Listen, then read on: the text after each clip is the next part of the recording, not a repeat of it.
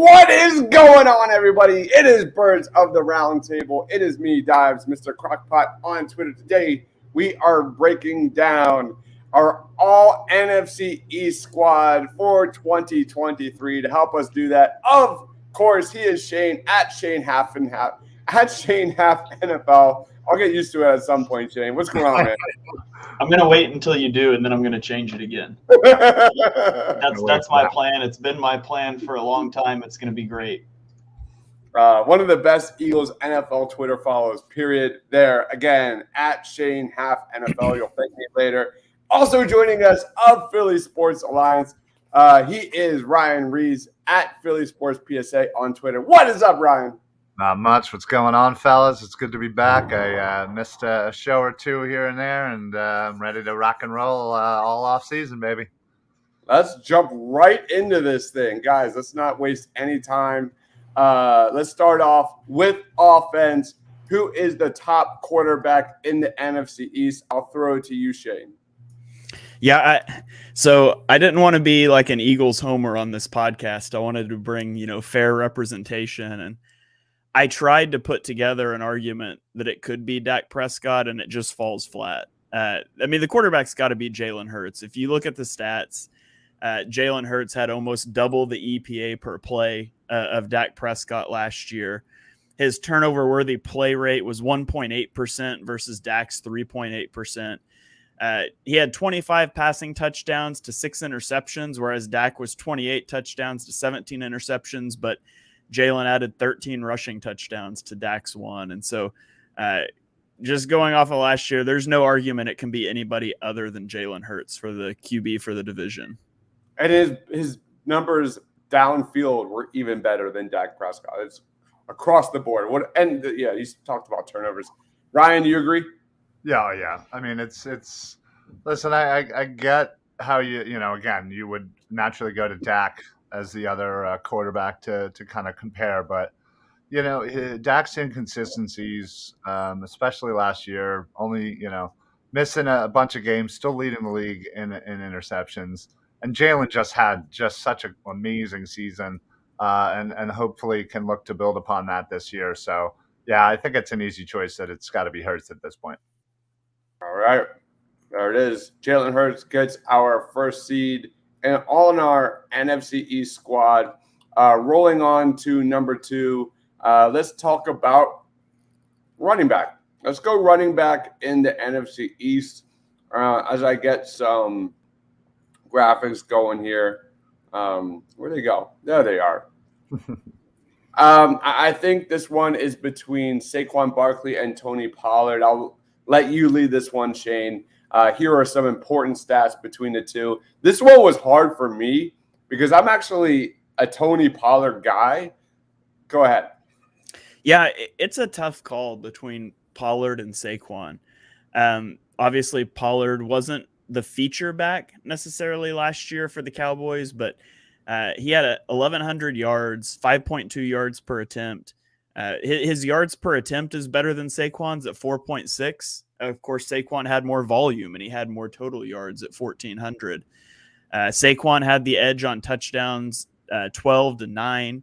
The biggest thing for me I look at is one of my favorite running back stats is yards after contact per attempt. And Tony Pollard had 3.76 and Saquon had 2.75. Now, Saquon was a little more of a threat through the air. This one could honestly go either way. I would say that last year, Tony Pollard had the better season, volume considered. I still slightly lean Saquon overall, but I could go either way on this one. Oh, man, I hope I'm not like the decision maker on this. What about you, Ryan? Who is your number 1 running back in the NFC East? You obviously all make some great points there. And I think you can't go wrong. Honestly, Pollard, now that he's going to have the main job there in Dallas, I think we're really going to see exactly what kind of running back he is when he's getting the volume of a number 1 back. But, I think just because when it gets kind of close to that, I look at history, and obviously Saquon has been a top back for certainly longer. So I lean Saquon. with this, but like I said, I think I would be okay with either decision that's made from this position. I think we should go Saquon, but I just want to make it known that, like Shane said, like Tony Pollard is right there. Mm-hmm. Right there. He's awesome. All right, let's roll on to wide receiver. Ryan, I'll let you lead us off, man. The biggest, the biggest decision to be made is QB or wide receiver 3 at this position, man, because I think AJ Brown is at the top. Go ahead. Sorry, floor is yours. Yeah, no, as you said, AJ Brown, CeeDee Lamb, I think are the clear cut 1 and 2. And honestly, I'm okay with, however you want to rank the two of them. Obviously, I lean a little bit more AJ Brown. Just again, his first year in Philly, it just came out and just, instantly became one of the best Eagle wide receivers in our history. So it does come down to wide receiver 3. With Devontae and McLaurin. McLaurin certainly hasn't always had a good quarterback throwing it to him. But he seems to that seems to not matter. For him, I just think he could even be more elite. With an actual elite quarterback throwing him the ball. But unfortunately, we'll never know. But yeah, I think I'm gonna honestly go Devontae. I think every year in the league, I see the improvement, and I just don't see how you're gonna be able to, stop an AJ Brown and Devontae Smith wide receiver duo. And I give him the slight edge over McLaurin, just given the fact that even with some of his target share going to Brown, he's still super productive. And you can't you can't fault him for that. So I go Smith as the number 3 with AJ Brown and CD. CD as your number 2. Yeah. All right. What about you, Shane? Yeah, so I've got AJ and CD as 1 and 2, and then I put McLaurin as my wide receiver 3. I think. I mean, and I love Devonta Smith. I think having AJ Brown opposite him helps him out. Not that he needs a lot of help, because he was certainly good his rookie season before he had AJ Brown. But what Terry McLaurin has done year over year in Washington with no quarterback, nobody to take the focus off of him, is just incredible to me. I mean, if you think about 2021 Jalen Hurts, we would all agree wasn't the best quarterback, right? He certainly wasn't what he was in 2022, but he's better than, say, Taylor Heineke. Well, 2021 Devonta Smith with 2021 Jalen Hurts put up 916 yards. Terry McLaurin's put up 3 straight 1,000-yard seasons with Taylor Heineke and Carson Wentz and Sam Howell, and he's done it without somebody to take the major focus off of him. Like, he's been their passing offense, and his 15.5 yards per reception even outpaces CeeDee Lamb's.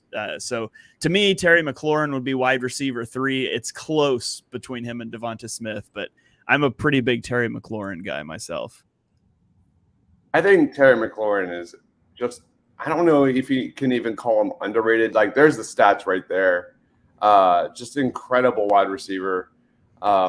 Given his situation, I'm good with Terry McLaurin. As much as I love Devonta Smith, and I think he's going to probably be there in a year or two, everything projects really well for him. But I agree, guys. Like, I think what AJ Brown and how AJ Brown opens up the offense and those passes and those routes for Devonta is just so noteworthy in this one. Like, you look at the contested catch percentages for Terry McLaurin, man. The dude is absolutely a number 1 wide receiver. Let's go Terry McLaurin there in the slot. I'm good with that. All right, let me do this. Let's go tight end. I'll throw it to you, Ryan. Who's your number 1 tight end? I think this one is pretty easy. I wonder who. Okay. With Dalton Schultz leaving the division, this one, certainly made it a lot easier. It's obviously Dallas Goedert. He has just improved every season. I feel like this could be kind of his, breakout to where, kind of like Ertz, where Ertz had, really good seasons and just never really got the national recognition, I think. And I think that could be this year for Dallas Goedert. This offense is primed to do some, damage in the NFC. And I think Dallas Goedert could easily be the reaper of those benefits. So, yeah, unfortunately, there's really just no one else to even consider at this point. Like I said, Dalton Schultz was the only other guy you could probably talk about, but it's clear it's Dallas Goedert. What about you, Shane? Yeah, I'm going to go with Luke Schoonmaker. That one season he had in college, over 175 yards, really did Okay. it for me. So. Yeah. Okay, Skip Bayless. It's Dallas Goedert. There's just not anybody else that at tight end. And there's a couple other positions that'll be like this as well, but he's far and away the best tight end in the division. Yep, I agree. This is easy. All right, let's roll on to offensive tackle. This gets a little interesting. I think Lane, let's just lock it in there on the right side. Yeah. But most likely, more specifically, look at the left tackle position, which is Jordan Mailata versus Andrew Thomas. Shane.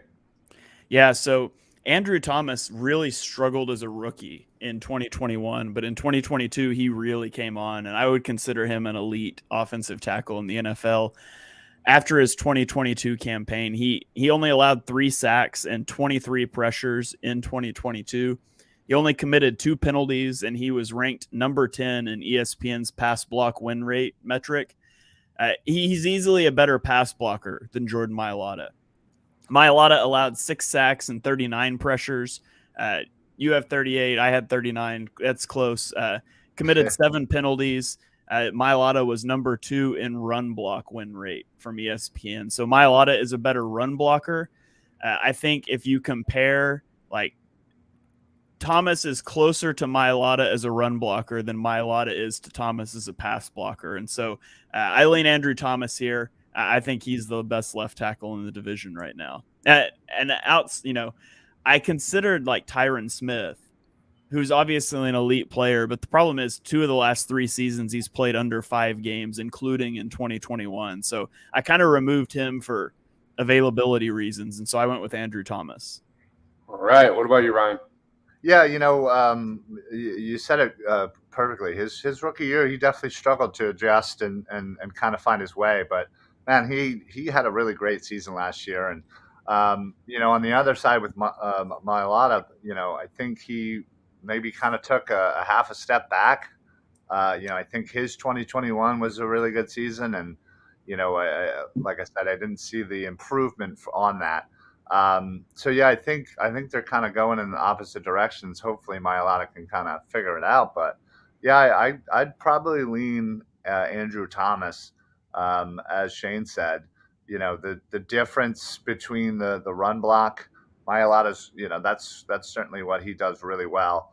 But Thomas is pretty decent at that as well. So, I'll go Thomas in a close race. All right. Andrew Thomas it is. Let's go to left guard. Ryan, who is your pick for left guard? Let's see. Left guard. I'm trying to go over the people in my head here. Ooh. You know what? I was going to say I'll pass it to Shane right now because I am for whatever reason, I am drawing a blank on who the other guys are. Yeah, so you've got Landon Dickerson from the Eagles, who is probably the leading candidate. Number 2 in pass block win rate, number 1 in run block win rate. He only allowed 1 sack and 21 pressures last year. He did commit 14 penalties. The other option is interesting because it's Tyler Smith from Dallas, who was a rookie last year that played left tackle with Tyron Smith injured, but he's slotted in as their left guard this year. And he allowed 6 sacks and 40 pressures and committed 15 penalties. And that was the book on him coming out. He was pretty grabby, a lot of holdings that he was going to have to clean up. But despite the pressure numbers, I actually thought he played really well last year. I'll go Dickerson here because I think Dickerson's dominant and he's not kicking inside for the first time this year. But I do think Tyler Smith's really good, and it could be a different conversation had he played left guard all of last season. Yeah, that's. I think that's who I was trying to come up with in my mind there. But yeah, Landon Dickerson is certainly, had a very good 2 seasons in the NFL and developing into a really, really nice left guard in the league here. So the fact that he's Pro Bowl last season and looks to certainly continue that this year. I would definitely go Landon Dickerson here. But yeah, that's Dallas certainly has themselves potential for future years.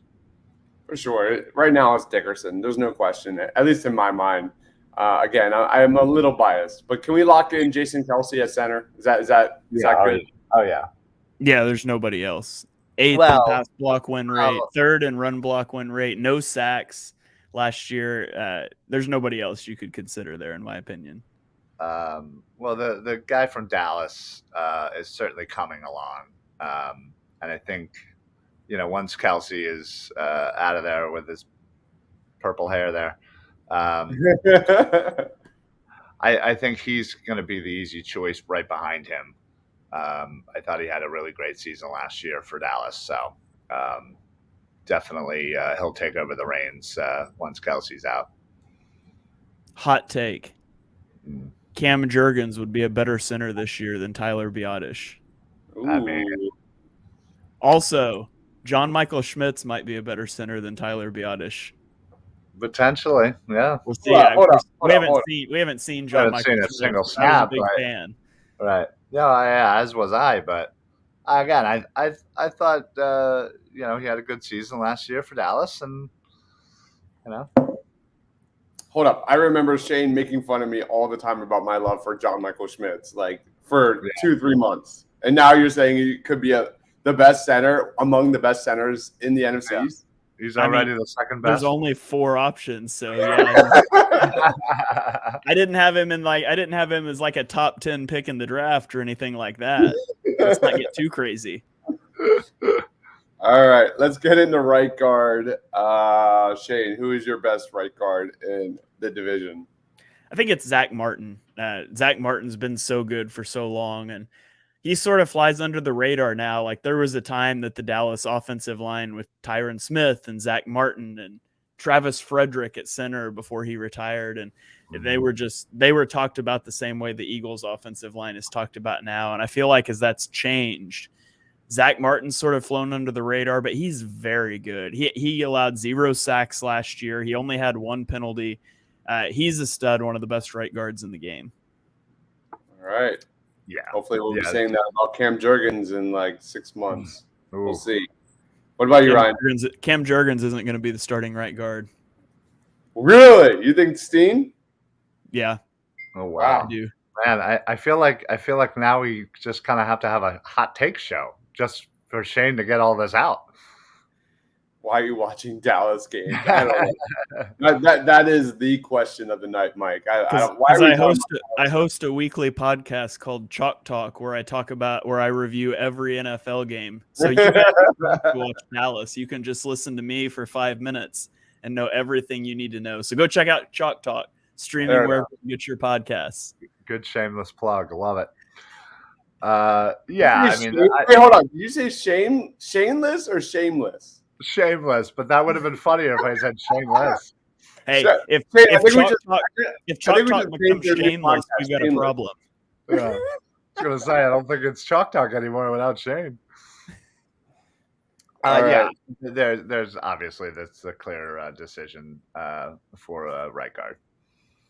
All right, we have another one saying Tyler Steen will be the week 1 starter. Wow, I mean, a lot of faith to put in a rookie coming in who, was mostly a tackle, and I guess it's the battle of who hasn't played right guard before, whatever. But I know they've had a little, both of them obviously have some experience, but it's not their main position, so it's going to be interesting for sure. And it's not like Cam Jurgens didn't show you any promise. Like there was definite flashes. Right.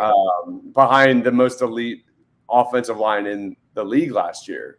So that's an interesting take. I'm not arguing it. I'm not debating it. But competition is always a good thing. That is 100% a fact. So that is an interesting take, Shane. That is an interesting one. All right. I've thought that all the way back to the draft, but man, that might be a topic for a different podcast. Yeah. There you go. Well, then lock in the hot take show. That should be in our hot take show. I mean, in Jeff Stoutland we trust, right? Like he wanted that guy for a reason. So we will see. All right, so that locks in our all NFC East offense. 1, 2, 3, 4, 5, 6. 6 of the 11 are over 50% are Philadelphia Eagles. You've got a couple Cowboys. You've got one Washington player and a couple New York Giants. Let's move on to the defensive side of the football. Let's start with edge rusher, of course. Ryan, who is your number one edge rusher? So I feel like whenever you have, we're doing this, you really have to figure out who is really an edge or a linebacker. I know we had talked about Hassan Reddick. Where are we going to put him as an official linebacker or as an edge? But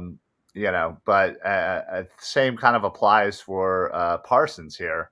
He was touted as a linebacker. Now he's, a defensive end, or is he officially an edge, a linebacker? I don't freaking know. I don't, whatever. Everybody plays everywhere nowadays. So, but I still have to call Parsons an edge, and he's definitely the elite right now in the NFC East. All right. What about you, Shane?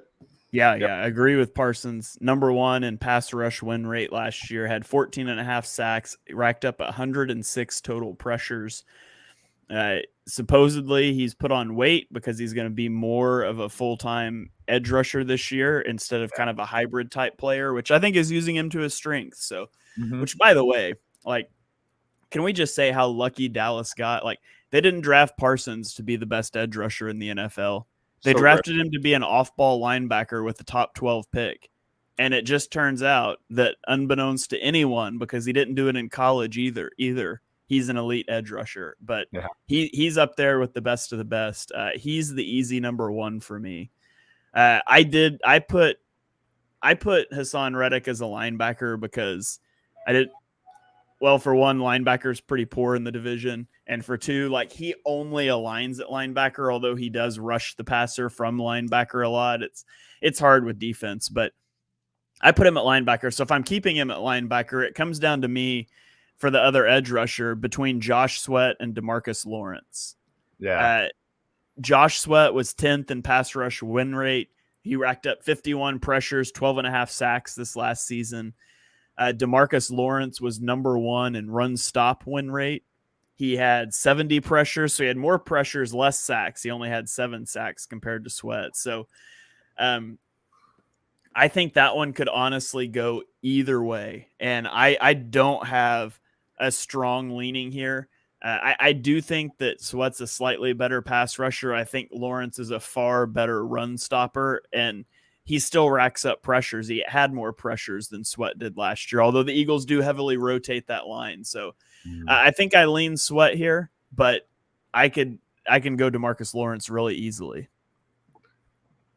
Yeah, real quick on going back to like Reddick and Parsons. It's interesting because like those are two guys that I think are relatively changing the mold of a pass rusher in the NFL. You look at Nolan Smith. You've got two guys coming up in Harold Perkins and Abdul Carter for Penn State and LSU. There's like kind of linebacker, pass rushing, edge rushers that are coming out in college that are these uber athletes, like 5-star athlete recruits coming out of high school. That is not necessarily like what they do best. It's just there's such a phenomenal above everything you could ever imagine athlete that you just put them on the football field and let them wreak havoc. They're like the Paul Reed of defense. I did that. And I just find that interesting. Sorry, I just want to kind of note that you have Nolan Smith learning under Hassan Reddick, and you've got some Parsons clones that are coming out over the next couple of years that I'm not saying they're Parsons, but they're phenomenal prospects in their own right. Yeah. It's Ryan, go ahead. League. It is, right? Absolutely.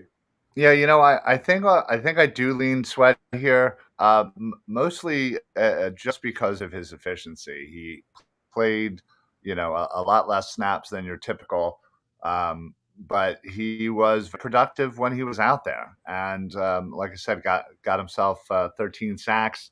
Lawrence is right there, I think, and he's done it for certainly a little bit longer than Sweat has, but I just think, it is a pass rushing defensive type of league, and that's what Josh Sweat certainly excels over Lawrence. So I'll give him the edge at edge.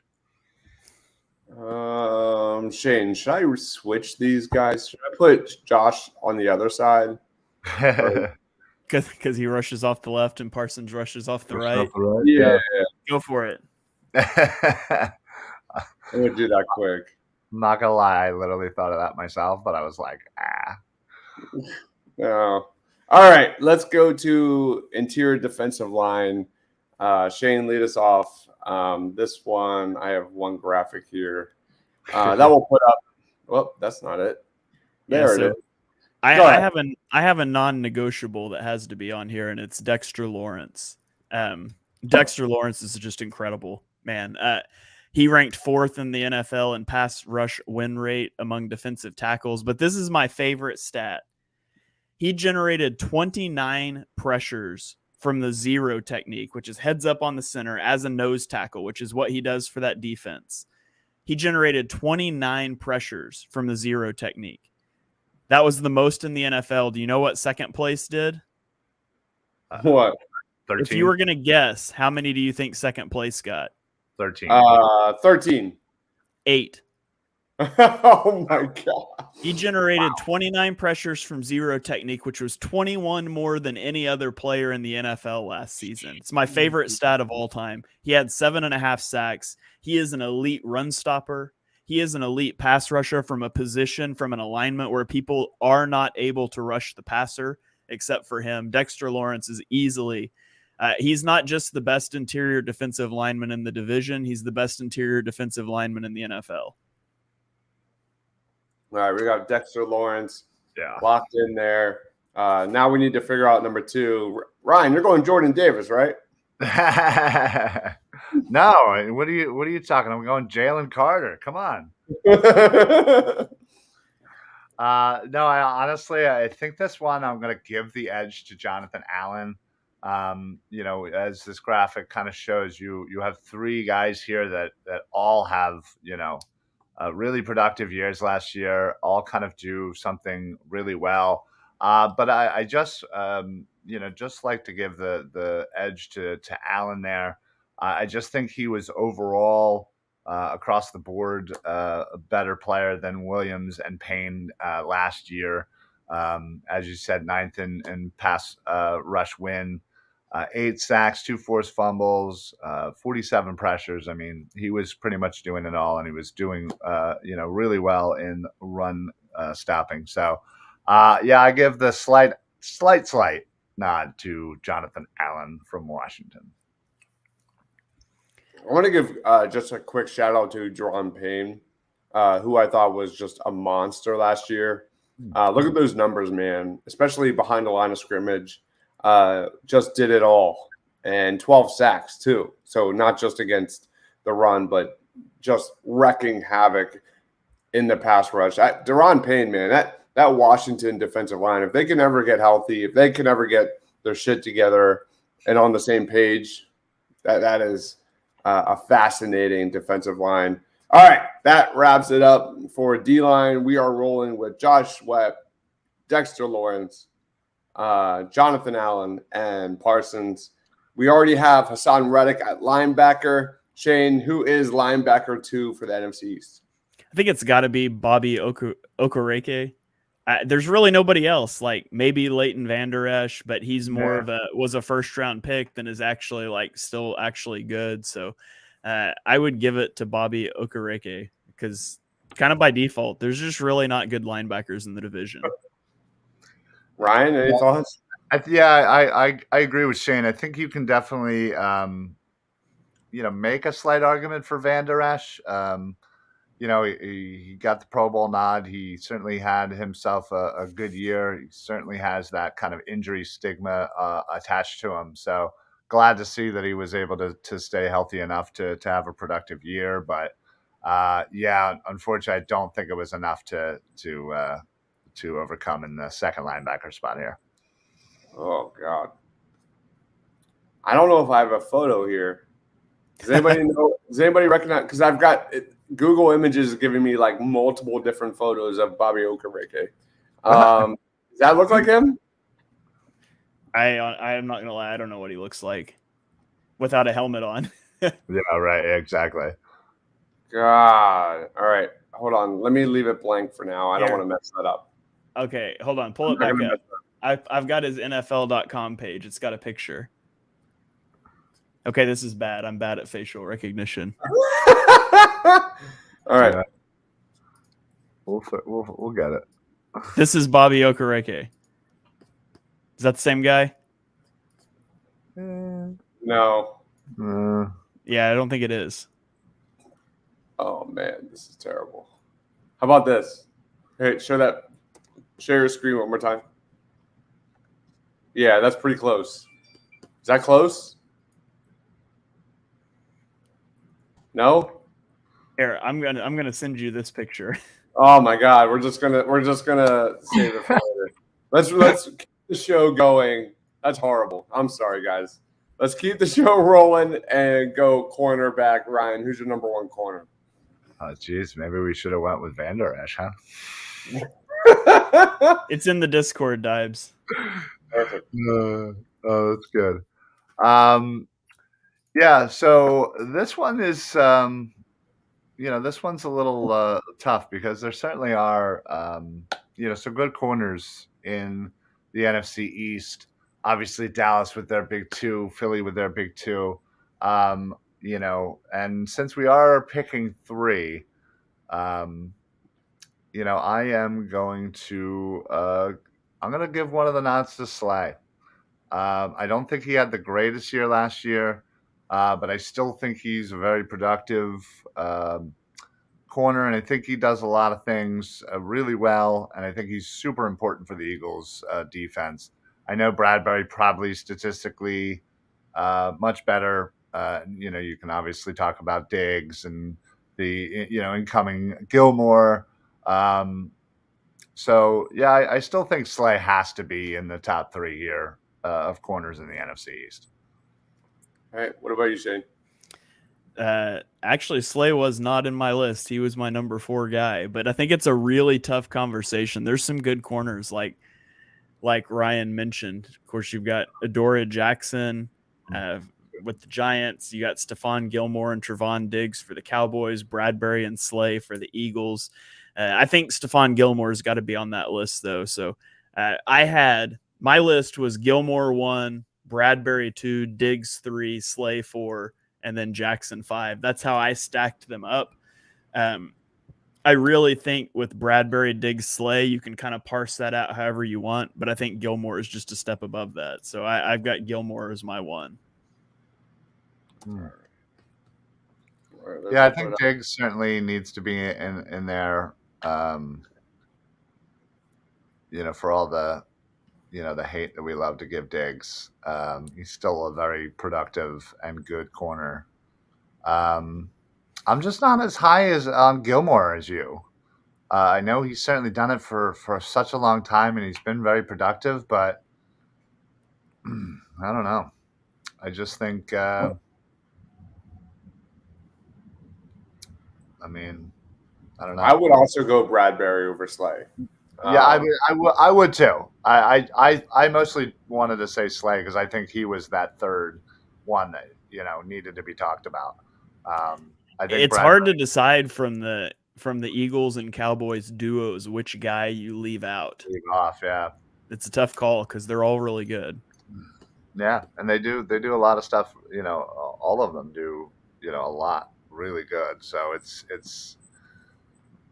really, I guess, depends on your preference. I guess I don't know.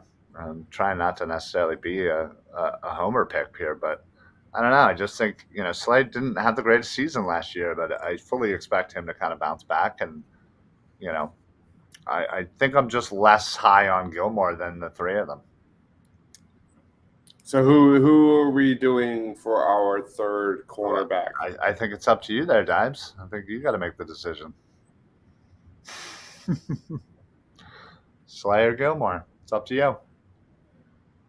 Well, Gilmore's definitely got to be on the list. I think Bradbury's got to be on the list. So it's up between who? Diggs and who? Diggs and Slay then for you?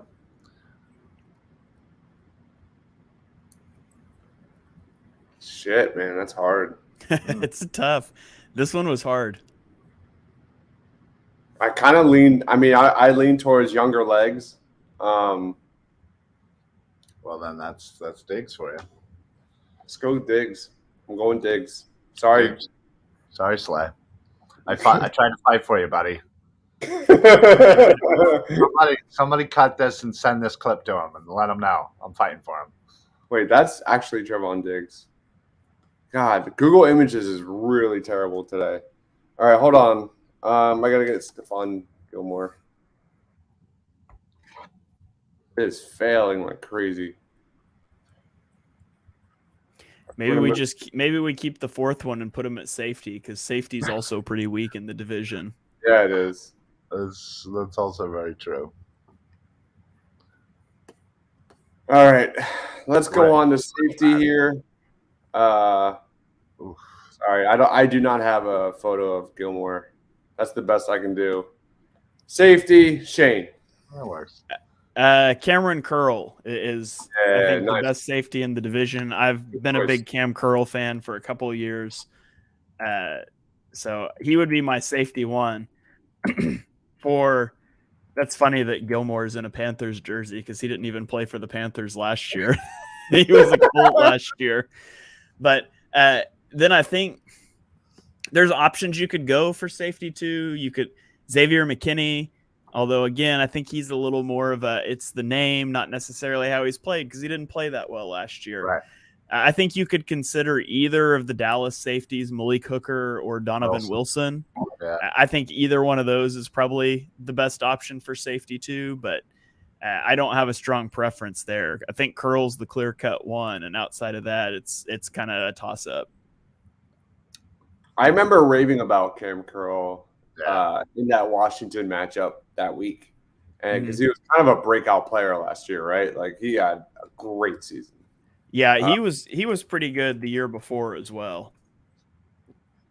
Yeah, super underrated. Any thoughts, Ryan? Yeah, I mean it's definitely Curl as the number one. I think you guys are missing one big name, and it's on the Eagles, and I just it's got to be Kevon Wallace. Come on, guys. Now, honestly, Shane's right. I think the other one is probably a toss-up between the Cowboy safeties. I would probably leave Donovan Wilson. He led the team in tackles. I think he had just over 100, 5 sacks, interception, couple pass breakups. I think he was just kind of the best of kind of a mediocre bunch for that number 2 safety in this division. So I'd lean Wilson, but you can honestly say probably 3 or 4 other guys, and I'd be like, all right. This one's hard, man. Not a lot of good safeties, but I'm gonna lean on this one to Xavier McKinney and make the choice there. I think McKinney is kind of like that modern safety, can play in the box, can be your center fielder, can kind of do it all, and that's my pick. But it's again not an easy choice whatsoever.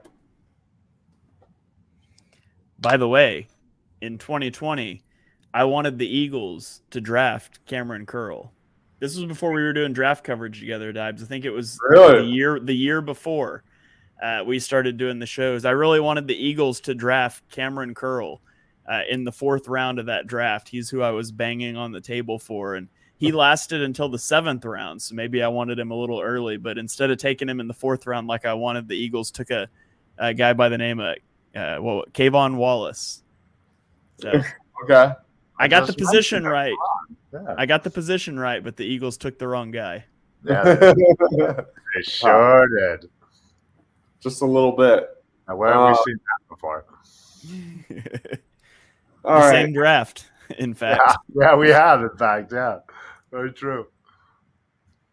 All right, so that is our NFC East defense. More Cowboys. Eagles and Cowboys are tied with 3 apiece.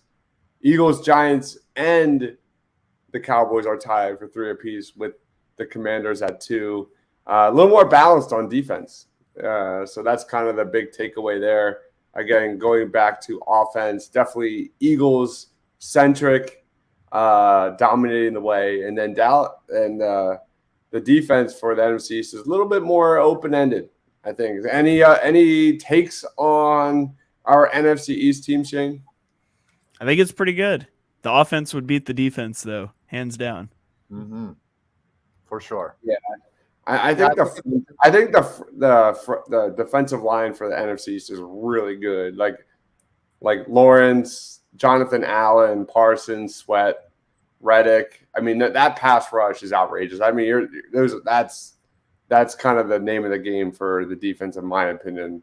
I feel like, and this is just totally off of vibes, but I feel like the NFC East second team defensive line could stack up pretty well with most divisions' first team defensive line. I think the defensive lines in the NFC East are really, really good. I mean, you're talking about this group. It left off DeMarcus Lawrence, Chase Young, which I know he's been injured, Montez Sweat, Daron Payne, Leonard Williams. Like there's Fletcher Cox, if you're just talking pass rushing, like there's Carter. Yeah. Well, I didn't really consider rookies much for any of these play, but yeah, there's just so much talent rushing the passer in the division. And obviously I know this division, especially the depth of it, better than other divisions, but I feel like the second team NFC East defensive line would stack up there with a lot of divisions' first teams. Yeah, it probably would. But you know what stood out, I think, is the defense. How nice of a mixed bag we got from all the teams. You know, and the offense was heavy Eagles, but the defense here, again, the Eagles have 3, Dallas has 3, Giants have 3, Washington has 2. It's a nice mix, so it's good that we were able to kind of get that nice and even. What also stood out was how bad that Carolina Panthers jersey looks on this graphic. Yikes. We're definitely going to fix that before we post this. Got to find a Stephon Gilmore in the Cowboys uniform. I know. I can't find it without doing some photo editing, which I'm too lazy to do right now. At least you could have found the Colts one. Jeez. Man, he hasn't played on Carolina forever. That's great. All right. So that basically wraps it up. I'll throw it to you, Ryan. Plugs. Final thoughts. Just I think to piggyback off what Shane said, you see how great that defensive line is for the NFC East, and just the other positions, linebacker and even safeties, how deficient those positions are. Outside of Reddick, not a lot of great linebackers there. And again, we even were kind of, do we put Reddick as a linebacker, an edge, And the safeties there, again, not a great bunch to choose from, but you see the dominance of the defensive line. And then flipping over to the offense, man, it's Eagles heavy there, especially on the line there, especially at some important positions there offensively, skill wise. But yeah, I don't know. This was great. This was fun to kind of take a dive into the NFC East as a whole. I know we always usually focus on the Eagles, so Outside of that, just normal stuff. Philly Sports Alliance. Check us out. Facebook, Twitter handle there, YouTube. But most importantly, while you're hitting the likes and the follows and the shares, make sure you get these two guys. Because if you love football like I do, and I do shows with these guys all the time, I'm still constantly watching their content and just absolutely amazed by the wonderful job they do. So please follow them. Do me a favor. And yourself a favor. More so Shane. As I'm editing a Stephon Gilmore photo right now. Go ahead, Shane. Yeah, you can check out my work on YouTube or Twitter at Shane Half NFL. The links it's the same both places. You can check out my podcast Chalk Talk anywhere you stream your podcast. It also goes out on YouTube. In about 30 minutes, Mark and I are going to go live for Chalk Talk. We're going to be talking about the teams most likely to go from worst to first this year. It's happened 18 of the last 20 seasons. A team has gone worst to first. So we're going to rank the 8 division losers from last year in their likelihood to win it this year. So kind of a fun thing to talk about. I dropped a video late last week on YouTube talking about a bunch of different like football analytics terms, especially terms I'll use like DVOA, EPA, adjusted games lost, success rate, pass block win rate, pass rush win rate. Like we talked about those tonight. Relative athletics. So all that stuff. I posted a video. It's 30 minutes long on YouTube, but it's like divided into chapters. So you can take it a piece at a time. But I kind of walk through those metrics and explain like what they are, how they're calculated / like what you can use them to determine. And then I walk you guys through like how to go find those for yourselves for all the ones that are like free and publicly available. So you can go check that out. I think that'll be beneficial. It's also pinned on my Twitter. A link to it is my top tweet. So go check that out. And I think you will like that when you get back into the swing of football season and you hear people throwing out EPA and you just like, that's some magic sorcery number or something. I don't know, nerds. I'll explain to you guys what that is. So you can go check that out. And while you're there, like and subscribe on YouTube is always great. Nobody does it better than Shane. If you're not following him, what are you doing? At Shane Half NFL. Sorry, Ryan. No. I don't know. I don't know how you do it, Shane. I don't have the energy you do, but man, he just crushes it. Literally dropping knowledge. Dropping knowledge. I thought he was just making up these, these words and these, abbreviations and stuff. I'm like, come on, that's not a real thing. Sure enough, it sure is, man. You will absolutely learn a crap ton about football just by following Shane, and you'll learn a crap ton about the draft by following this guy too. So, and let me just back that up. Like Shane did a whole other series before this on breaking down analytics in the NFL and different schemes and things like that. Like he is the best of the best. He is Shane.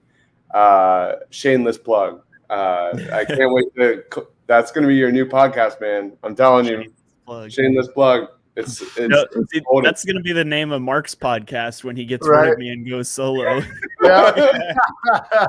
But perfect. Yeah, I appreciate that, guys. What Dives was referencing, there's a Football 101 playlist. It's on my YouTube and it's on the Edge of Philly Sports YouTube, and it kind of goes through like coverage shells and like what is cover 3 and how do you attack cover 3 and what is cover 4, which was a big thing last year. The Eagles ran a ton of cover 4 quarters, and I talked about like the matching rules and how it works. And so those are shorter videos, personnel groupings, all that stuff. There's like 10 of them. You can go check those out, and there's links to like cheat sheets because, you're not always going to have the video, but you can have like the little cheat sheet too. So hopefully that helps you guys out. That's one of the things I enjoy the most is helping teach the game, and that's what I love to do. So dropping knowledge. Nobody does it better. He is Shane Half at Shane Half NFL. Wednesday, Party on Broad. I have no idea what is going on for that show. No clue. It's going to be a party.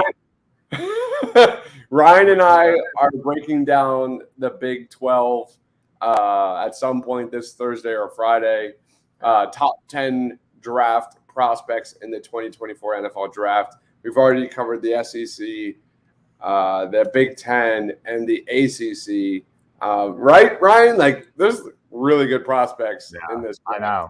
The fact that we're just getting to the Big 12 as our fourth kind of Power 5 conference here.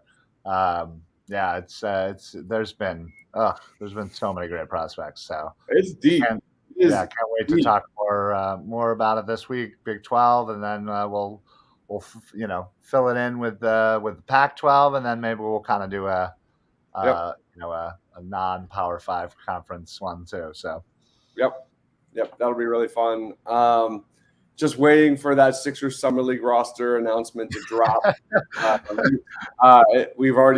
I've already confirmed me, Tiago, and Sean Bernard will be doing tons and tons of Sixers Summer League content when that starts in 2 weeks. So that'll be really, really fun. But of course, tons and tons of NFL Eagles content on the way. We're doing an over-under show at some point very soon. I'm trying to pull these guys' arms to do a 25 and under across the NFL offensive defense team. That would be really fun because that's like my thing. Did I miss anything, guys? What did I miss? I don't think so. No, all right. I think we got it all covered, man. All right. So, guys, thanks for watching. Again, this is Birds of the Roundtable Monday nights at 8 o'clock. We'll be back next week breaking down all the top news and storylines, if there are any, in Eaglesville, Eaglesverse. There's not a lot going on, but we'll try to make it fun. For Shane, for Ryan, for myself, stay awesome, everyone.